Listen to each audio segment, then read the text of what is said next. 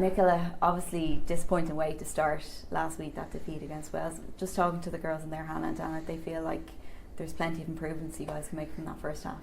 100%, like that was never the way we wanted to start out the tournament. I don't think any team wants to start it off with a loss, but we've come together as a group on Monday and kind of spoken about it, and we're not going to bury our head in the sand and say we didn't make any errors or we didn't perform. We acknowledge that, and we've put that to work this week. Like, we've had 2 really good sessions yesterday and today, and been really honest with each other about what the expectations is to represent your country, and we have to bring that performance to Cork this weekend. The girls were saying inside, Dorothy said as well yesterday, you guys feel it's just a couple of tweaks to make some major improvements? Yeah, like there's just small little areas, like our penalty count in the first half really let Wales grow into that game. So if we can keep on the side of the ref and make good decisions around the breakdown in other areas, then it makes it a little bit easier because you get that momentum into the game. Like, we just kept giving Wales that momentum last week, and for us it's just about focusing on ourselves then. Like, we saw snippets of the way we want to play and it was exciting, but then it's just to get that consistently going and really just physically dominating teams, because we can't be coming back 5 metres each time that we're carrying, and like that's the areas that we've recognised and we've been working really hard on this week. In terms of Wales, a lot of the coverage around women's rugby these days about who's professional, who's doing this, who's doing that. Do you think the gap between yourselves and Wales has widened in the last 12 months when you look at last year's match? I just think that they're on a complete, like they're further on in their journey than we are.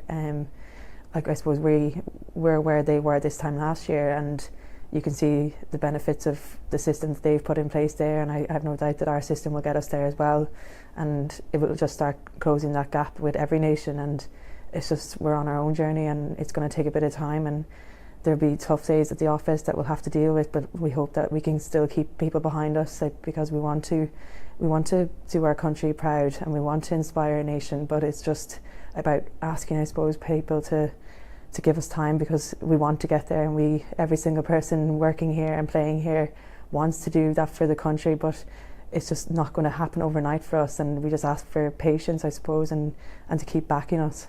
Yeah, absolutely. There's a pretty good mix in the squad. Lots of really exciting young players and a few experienced players as well. As captain, what kind of responsibility do you feel for those young players?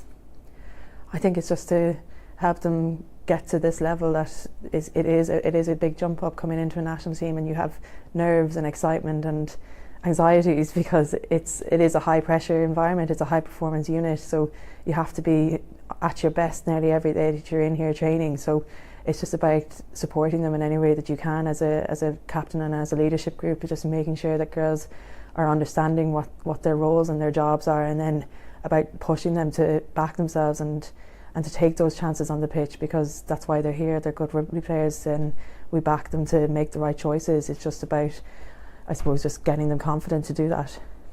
This week, after that defeat against Wales, you know, as a young player, you might probably take that a bit more to heart than maybe some of the more experienced players. Have you had a word here and there with some of the younger players?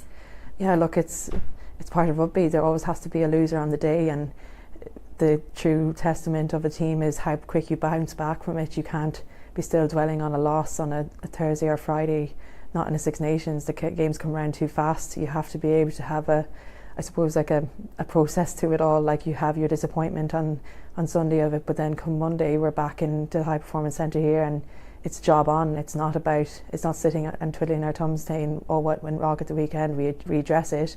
But then it's very much in a Six Nations next job mentality. And then moving on, when you look at France, they've had a couple of retirements, but they're still a pretty significant challenge this weekend. Yeah, you can't underestimate any French team, even with some of their experienced players retiring.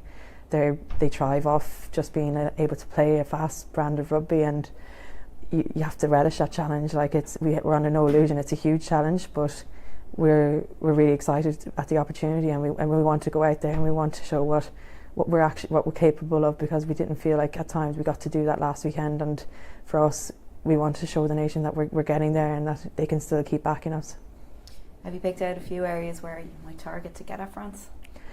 Yeah, like, we've been looking at just bringing our within our own defensive system, really bringing line speed and aggressive hits, because we can't let them get front foot ball, get gain line ball every collision. So really that's an area we've honed in on about. We want to be physical and we want to meet them at the line and put them back. So like that's a huge thing, is just our physicality this week is what we want to match them and put them back. In terms of targets this year overall for the Six Nations, I know, as you said, you're developing, you need patience, that's all fair enough. Has there been a target set? I know last year Greg McWilliams said after last year he was targeting a top 3 finish. Is that still realistic? Is it still an aim? Yeah, like I think that we still have to be pushing for that for the Women's XV tournament, and if it's something that doesn't come of it, we'll deal with it then, but we still are focusing on that target. We want to keep pushing, and I think with a goal like that you have to keep going with it, going after it, because if you give up now, like that's not the point of the tournament, and like we want to keep focusing on that and keep pushing towards that. For yourself then, lastly, I know you've been playing at Exeter. How's that been going out? Any kind of similarities to here, or is it completely different mindset? No, I think it's quite similar. We have like a very structured week there as well, and we have like a very defined kind of, I suppose, playing system, and I'm really enjoying it there. But you can see the kind of links back when you come back in here, like the kind of systems and just being able to actually play rugby as well, and it's been an enjoyable year so far. Yeah, I presume it's really benefited your game as well. Yeah, I think this year I'm more comfortable in myself and what I know I can do, and I think that's kind of where my game has grown. I suppose I'm just happier and I'm more content in how I want to play and the style of rugby I want to play. So I think that's kind of just given me that little bit of confidence this year coming into the Six Nations and playing with Exeter. Brilliant, great stuff.